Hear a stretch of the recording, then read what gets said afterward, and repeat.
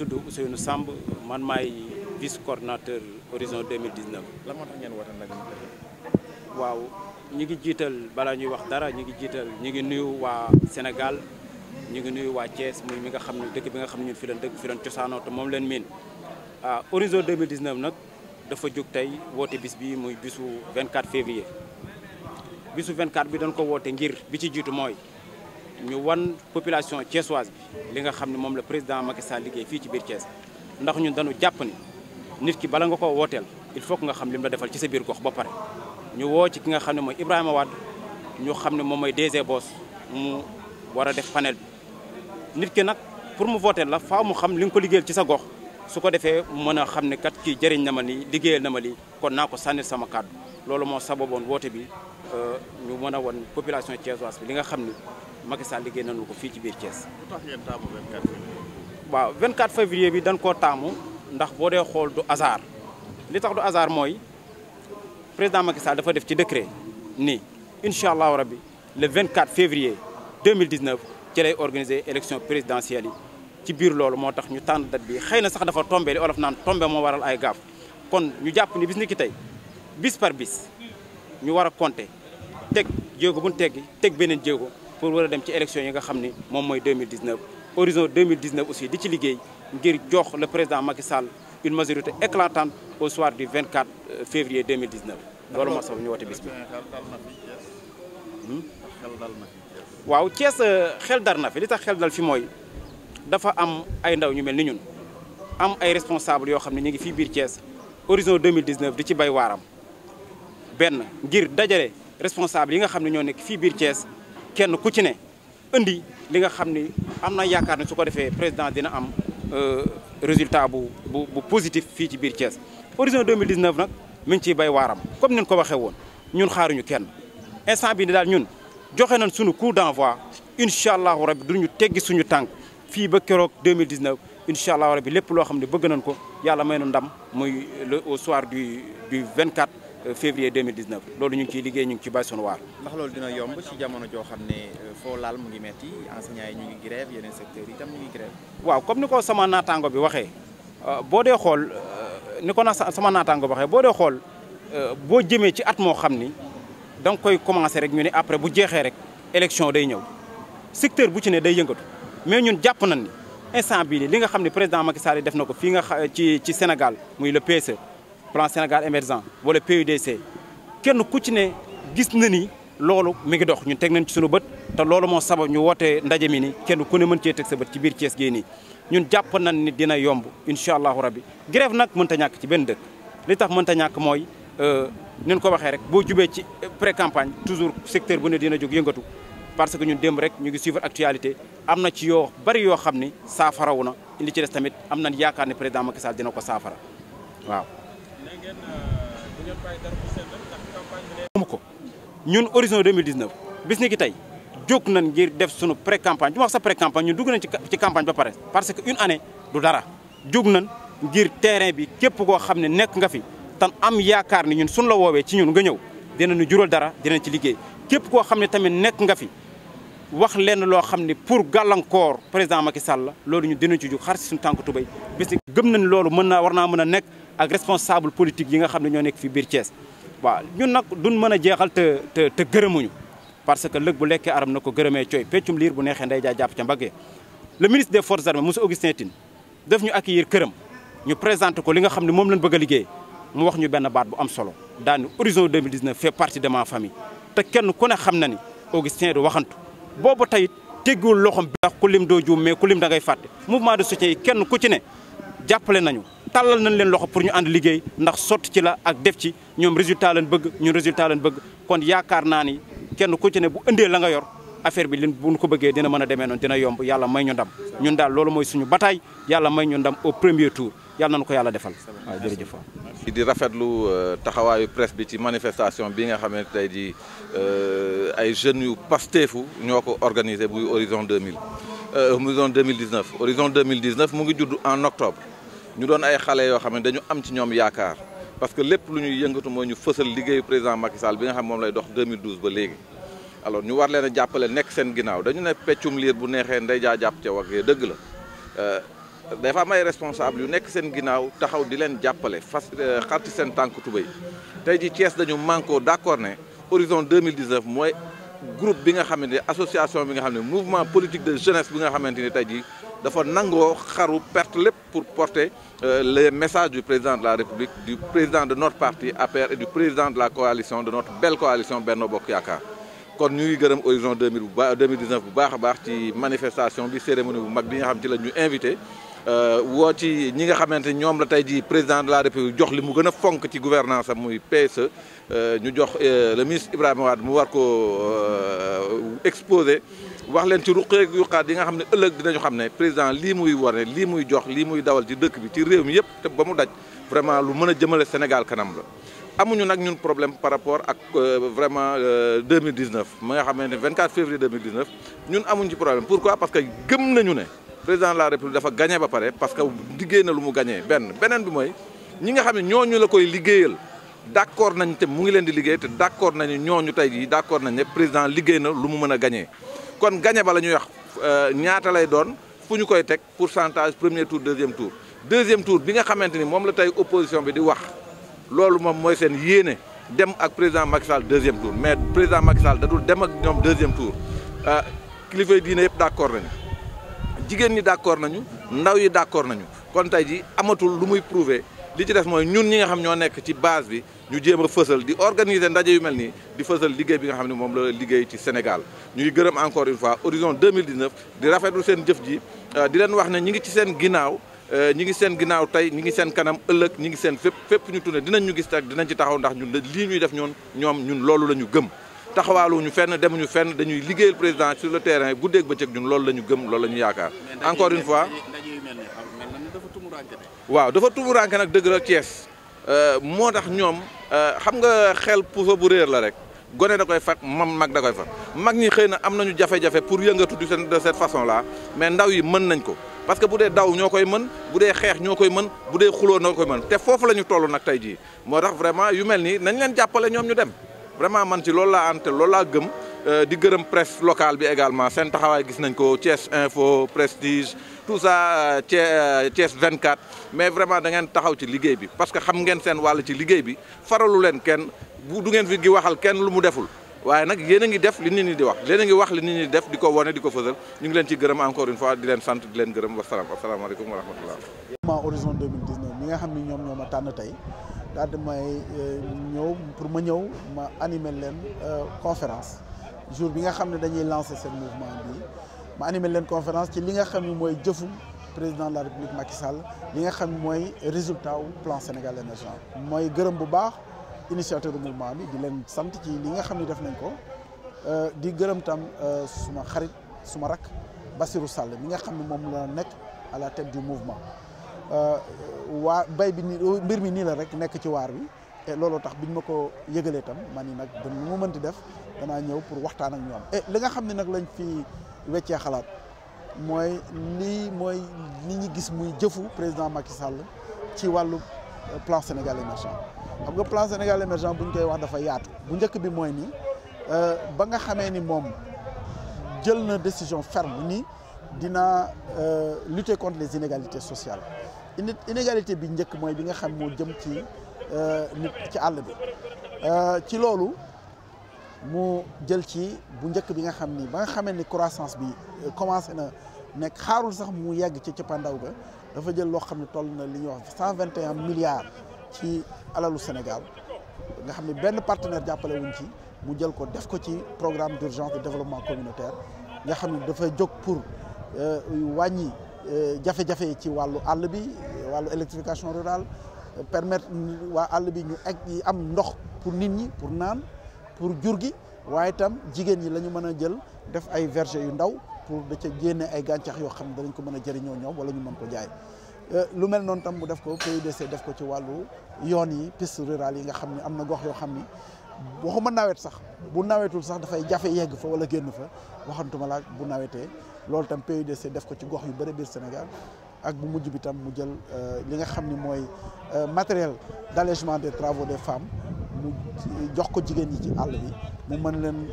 soulager ci li nga xam mooy wàllu walgeeg ñoom seen yooyu donc loolu lépp muy lu am solo loo xam ne ni PUDC def na ko ci biir plan Sénégal émergent beneen bi tam mooy PUMA bi nga xam programme d'urgence de modernisation des actes frontaliers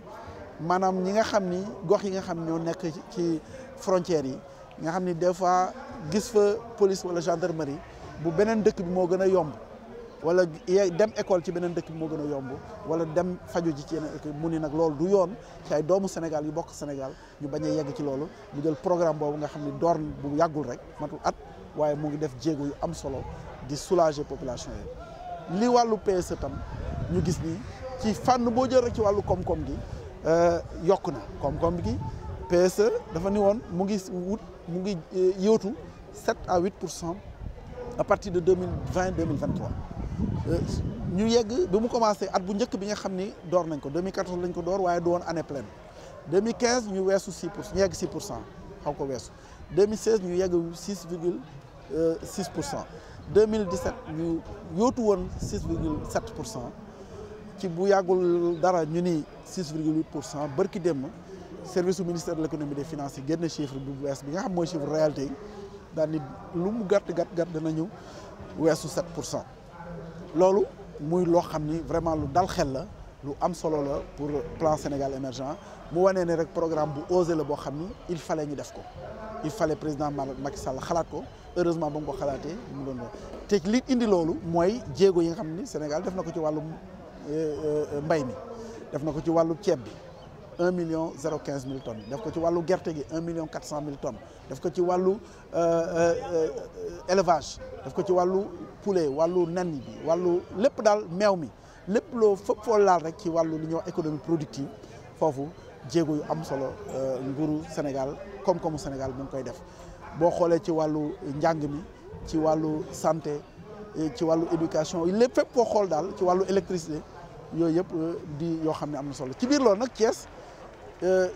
contribuer ci lu am solo waaye tam bénéficier ci lu am solo pour contribution bi mooy booy xool lii wàllu énergie damay wax ni Thiès dañu war a sant yàlla parce que Thiès est la première région énergétique du Sénégal maanaam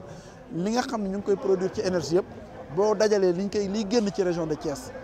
ak moom mën naa ni ëpp na 50% li Sénégal soxla ci courant loolu dañ ko war a ndamoo parce que dana am lu mu jur lu baax ci wàllu koom-koom ci wàllu xëyum ndaw ñi booy xool itam Thiès doon na la pour le moment en tout cas parce que yeneen région yi tam gis nañ fa booru Diourbel booru Bambey gis nañ fa ay mines booru Kédougou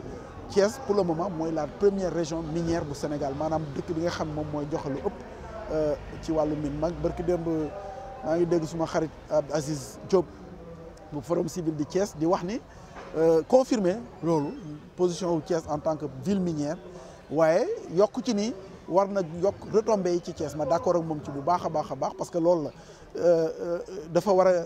bu alal di génn ca gox ba alal boobu dafa war a dellu ci Sénégal yëpp waaye nag dellu tam aussi ci gox ba mais ci li nga xam ñu ngi ciy liggéey pour que ñu traduire que ay liggéey ay wàllu xëyu ndaw ñi xaalis mag ñi parce que booy xool tey université yi ak institut de recherche yi nga xam ne moom mu nekk ca université technique de Thiès mu ngi commencé spécialisé wu dans les métiers des mines parce que xale itam bu ñu jàngul métier boobu bu lu fi koom-koom gi am duñ ci mën a du leen mën a jël yóbbu leen foofu bu fekkee ne ñu dem di jàngi anglais wala ñu jàngi espagnol wala ñu jàngi leneen alors que la dëkk ba soxla mooy njàngum ci wàllu métier mine loolu day tax insérer leen dugal leen gën a yomb donc loolu muy loo xam ni ñu ngi ciy liggéey itam Thiès nag njëriñam ci biir PSE lam ci gis ci biir PSE dafa am solo lool waxuma ñaar yooyu rek AIBD bii nga xam ni ubbeeku na fii damay faral di wax ni mooy li nga xam ni moom mooy aubaine bu Thiès parce que AIBD bi tijji dafa war a tax li ñuy wax li tubaab di wax externalité positive war na ko mën a am ci biir Thiès te commencé na ko am parce que am na benn étude boo xam ne bëgg nañ ko lancer fii pour xam impact yu njëkk yu AIBD ci wàllu production ci wàllu restaurant yi ci wàllu habitat bi tam parce que loolu dafa war a waaye nag il faut que waa Thiès il faut que secteur privé bu Thiès bi opérateur économique yi jóg ak ndaw ñi positionné wu ci loolu man am na ndaw ñu bëri ñoo xam ne xam naa ni fii la ñuy jógee Thiès di dem di xëy ci AIBD ak sociétés yi nga xam ñu ngi foofu loolu war na gën a yokk encore autoroute bi tamit mi nga xam ne dafa jaar biir Thiès ak la nga xam ne indi na ko maanaam ci gaaw bi muy gaawal dem beeg dikk bi muy dem beeg dikk bu nit ñi di dem beeg dikk bu échange yi war na tax lépp di fi génn ci gàncax ci Thiès di war a mën a dem di law fu nekk biir Sénégal di law fu mel ni Touba gannaaw Touba mu mën a dem ba Gambie dem ba Ziguinchor te loolu lépp la ko mën a la koy waral mooy lii nga xam ni lëkkale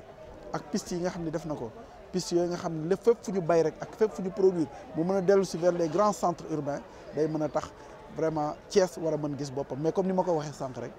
war nañu góorgóorlu pour que Thiès donne la première ville économique du Sénégal mën na nekk xëccoo la